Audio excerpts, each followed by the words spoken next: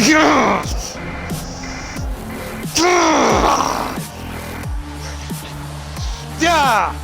Oh! The enemy trembles in your wake. Your skills have not dulled since you swooped. Yes! The nine are as inscrutable as Oh! I think it's plain as day. They're trying to tell us the light don't make a saint, and the darkness don't make a sinner. The sinner does that.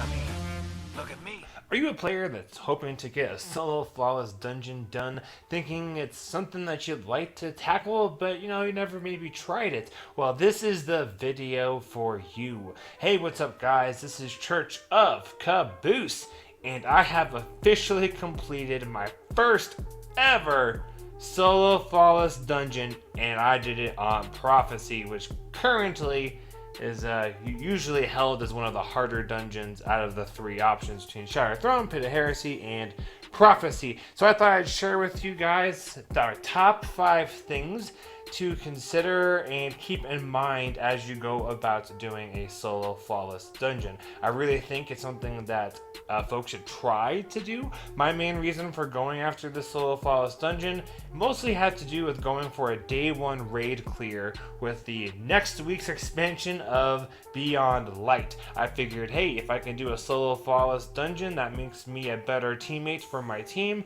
It ups my skill and my knowledge of that character and some mods. And so after about 100 hours, like I shit you guys not, it's about 100 hours of work, I finally did it. Hence the opening clip of this video. So that is what we're going to be talking about. Now, if you guys do enjoy this content, make sure you subscribe to my channel. It helps me out a ton, means the world to me, and doesn't really take much from you guys. Also, if you do enjoy this video, make sure you hit the like button, as well as check out our Discord server. I got lots of tips from clan mates on mods and loadouts and things of that nature when going about this dungeon. I also would like you guys, if you feel like supporting the channel, to check out my links down below. Specifically for Redcon 1, you can get 20% off if you use my information that's down in the description box. So now we're going to go ahead and talk about the video. I just want to precursor this. This is not, I repeat, this is not a guide for solo flawless Prophecy. If you guys would like me to do one, but specifically what I did for this clear, let me know down below, and I will perhaps do a video that is exactly what I did, loadouts, mods, everything for the solo flawless. I do have a video for how I beat the dungeon solo, and that was the skeleton for how I went about my solo flawless. So feel free to check that out in the meantime in case I don't end up making one of those videos. So again, this is not a guide specific, this is more broad things that you guys should make sure you keep in mind and consider when you are approaching the thoughts of doing a solo flawless dungeon. This is my top 5 list, so here we go.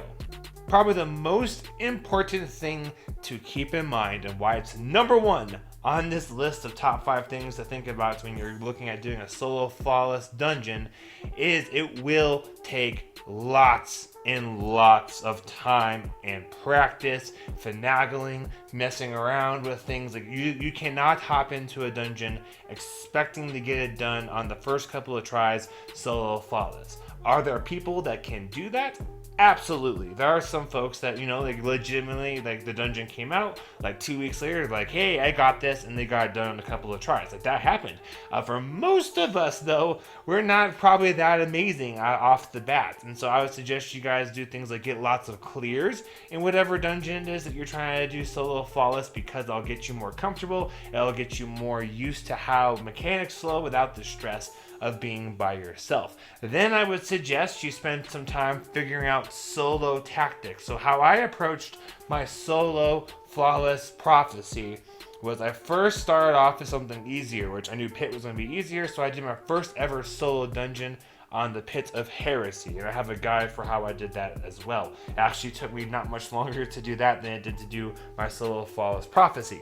And then once I had done that solo pit, I had already done a Flawless Prophecy, and so then I went about doing a solo prophecy. That took me about 50 hours of finagling my different strategies, working on loadouts, weapons, getting used to mechanics, and mostly feeling super duper comfortable inside of the encounters. Something for me that really makes these kinds of challenges very difficult is I tend to get really stressed. So I get super focused. I'm like boom, like laser brained. I can't think about anything else in my life. Like I didn't sleep the night before I pulled this off because I was so focused in on it. But anyways, so being able to be really comfortable will help you to feel more relaxed. It'll maybe take away some of the heart crushingness when you die, because I did have a couple of heartbreaking deaths, but I was like, you know what, I put lots of time, I can get back there again. So just make sure you guys know this will probably take you a lot of time. I legitimately devoted about a week straight of any time I hopped on, I was just doing prophecy. The first half of that week was mostly solo. Then I took a couple of days off, and then I really worked hard on the solo flawless. So in some, it's gonna take lots of time. Please don't be hopping in there and being that guy on Reddit like, why is solo flawless so hard? I gave it 3 tries and I can't do it. This is stupid. Like, don't be that guy. No, it'll take some time and effort. The second most important thing on my top 5 list, so tip number 2, would be everyone has their own way to the top of the mountain. If you look at dungeons, the solo flawless is like the pinnacle achievement you can do inside of that dungeon. And really anyone has their own way of going about doing it. I imagine if you're watching this video, you're someone that's thinking about doing this and you're like, I could use a guide. Like, who has the magic tip that will just get me there, no problem, and it's over with? And believe me, that's not how it worked.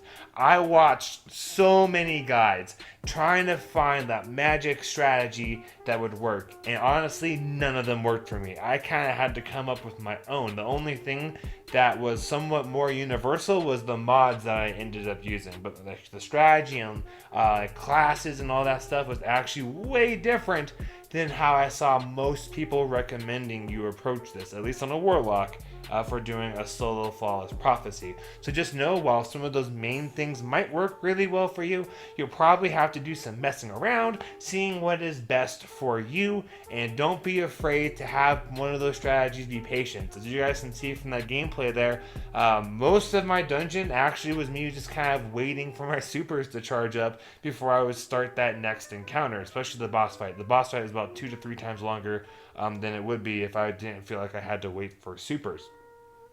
Tip number 3.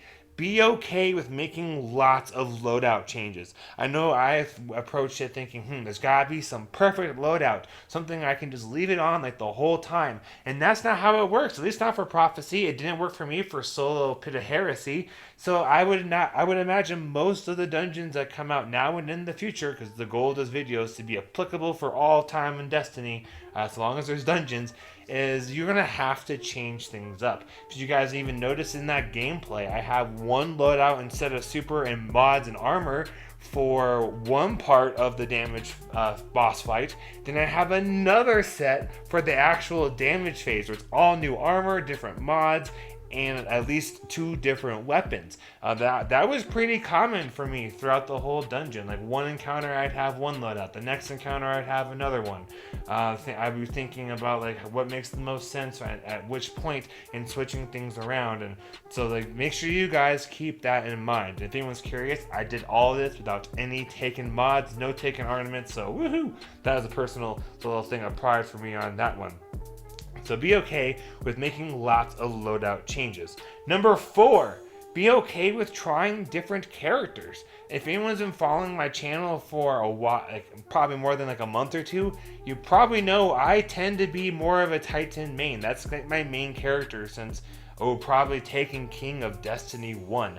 And I did this on my Warlock. When I got really into my head about wanting to do a day one raid, like really go for it with Beyond Light, as well as then I was like, all right, I need to do the solo flawless dungeon as like a good way to build my skill. I was like, I really think I need to switch from being on Titan to my Warlock. My Titan gameplay style is way too aggressive, I love being in the middle of everything, which is not the best when it comes to doing something by yourself and not dying. And so I switched to my Warlock because of all of his healing abilities, and so I actually had to take some time finding exotics, getting materials to masterwork to get my Warlock in a better position to do something like a solo flawless dungeon. So I would suggest you guys maybe you only have one character, but it's not going to work very well for you because maybe you don't have the right gear, or you're like, what, I really think this might be better on a different character that I'm currently using. Feel free to take the time and make that other character, or to build it up and switch over like I did. I think I took about a month between when I decided I was going to do it and when I actually felt like I could start doing it, because of having to get the rolls and stuff like that for my Warlock armor that I wanted. So don't feel like you have to do it on your main character of your Titan or your Hunter or your Warlock. That's not to say you couldn't do something like this, like a solo flawless on any character. You totally can on any character. Just Warlock in particular for Prophecy happened to be reviewed as being one of the easier characters for doing a solo flawless. So I was like, what? Why make my life harder? And so I switched to using my Warlock. And actually, I think I'm going to do Warlock for the day one raid as well, which you can see me trying to do all that and the preparation leading up to it on Twitch. Twitch, all that stuff is down below. So anyways, be down to switch up what character you are using. Or you could try one character and know it's not working and try another one. Last but not least, tip number 5. Be okay with using different weapons and mods. This might sound like blasphemy, but as I'm recording this, the Xenophage machine gun was viewed as being like the top, best exotic heavy in general, besides Anarchy, in the whole game. But I personally don't like Xenophage that much. But I found it was so useful to me and my strategy that I ended up using it, and now I rather enjoy it. I'm also not someone that usually likes using seasonal mods. I'd rather boost my stats. I'm a pretty basic Guardian. I'd rather use things like intellect mods and whatnot than doing things like charge with light mods, Warmind mods, whatever, what have you. So if you're watching this after Beyond Light, I would strongly suggest you guys look at some Warmind Cell build, or Warmind Cell mod builds. Charge with light mods are really good. I'm sure there's going to be new stuff with Stasis, so keep an eye out for that. But just be down to use stuff maybe you normally wouldn't use. That's where my clan came super helpful, because I was not used to using these mods. And so when I was gearing up to do things, when I started first practicing for the solo flawless, like I did in the solo, and now I was trying to do solo flawless, I had clanmates like, hey man, try out this, try out that. And I found some stuff I actually really enjoy, and I think I'm going to probably keep using for quite a while, honestly, just because ended up being a lot of fun, specifically the Warmind Cell mod builds. So be okay with using things you're not used to using. Sometimes we don't really have to use the best stuff, because if we're honest, things like Nightfalls, even raids, at least when it's not a day one contest modifier, don't really need a whole lot of finagling and specific stuff. But when you're doing things like solo prophecy, or I guess solo flawless dungeons, there's times where it would just be easier to make your time getting that accomplishment done a lot easier to do it with those mods. Now you could do it without them. Like, I'm not saying you have to use mods and things like Charge with Lights, Warmind Cells, and whatever Stasis will bring. I'm just saying, keep that in mind, because it could make your life a lot easier. One of the reasons I mentioned at the beginning of this video that my solo guide would work pretty well as a skeleton is because I didn't really use any of these mods. I might have used a little bit of Charge with Light. I probably used Protective Light if I had to guess, but I know I for sure did not use Warmind Cell mods. And I used those for almost the entire dungeon except the boss fight, because of the weapons I was using. There was no point in using those mods, so I switched it to all Charged with Light. So make sure you guys are all nice and kosher and be like, you know what, I can use things that I'm not used to using, or maybe don't necessarily enjoy, because the ends justify the means. So if you want to get that clear done, it might make your life way easier to use some of those mods. Like, man, global outreach for more mind cells with Fireteam Medic was an absolute lifesaver, coupled with Protective Light. I had a complete heal build based around on my Warlock, which is why I moved to Warlock for this dungeon. Alright guys, so I hope this video kind of helped you out with thinking of things you really need to keep in mind. Probably the biggest one is going to be being flexible with what you use and knowing it's just going to take so much time. It will most likely take a lot of time to figure this out. Now, I hope most of you guys are better than me and don't need a full week of just whenever you play, that's all you're doing. But who knows? You could need more, could need less. I really appreciate you guys watching. Let me know down below if any of this helps. Let me know if you want a specific guide. I could do one encounter by encounter, exactly what I used on my Warlock, what mods, what weapons, what strategies, everything. And maybe just have that be like a 5 or a 3 video series or something like that. But that would take a lot of work, so I really only want to do that if people want to see that. So let me know down below. Also, don't forget to subscribe to the channel, check out our eventual Discord server, and if you want to see or support my channel, please feel free to use the Rickon links down below. I'm an affiliate with them, and that would really help me out to keep being able to put up content and the motivation for doing more things like this, because oof, this was this is not an easy one. Man, I did it mostly for myself, but a little bit for you guys. Thank you all so much for watching. I am Church of Caboose. Have a great week and happy grinding, y'all.